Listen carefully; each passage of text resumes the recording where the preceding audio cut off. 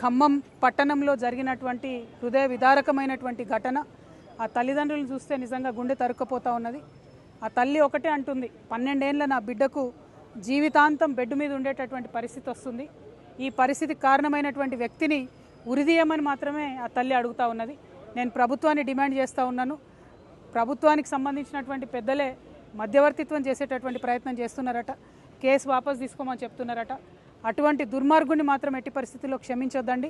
ఎటువంటి రాజకీయ జోక్యం లేకుండా కఠినాతి కఠినమైన శిక్షలు పడే విధంగా ప్రభుత్వం తరఫున ఉన్న లాయర్లు వాదించాలి.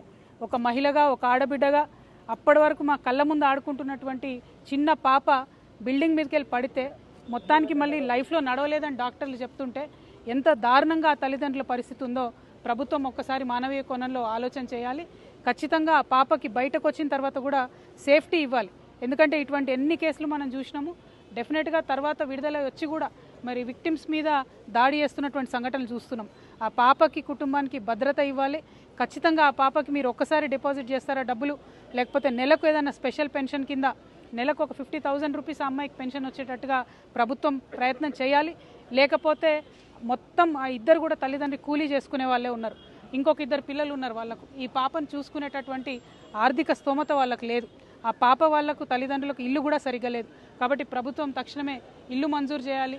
అదేవిధంగా పెన్షన్, స్పెషల్ పెన్షన్ ఆ పాపకి ఇవ్వాలి. ఎందుకంటే ఆ పాపను చిన్న పసిబిడ్డను చూసుకున్నట్టు మంచంలో పెట్టే చూసుకునే పరిస్థితి ఉంటుంది. కాబట్టి ప్రభుత్వం మానవీయ కోణంలో ఆలోచించి మద్దతు ఇవ్వాలని చెప్పి నేను డిమాండ్ చేస్తున్నాను. ముఖ్యమంత్రి గారిని ప్రత్యేకంగా విజ్ఞప్తి చేస్తున్నా. మీరే హోమ్ మినిస్టర్గా ఉన్నారు.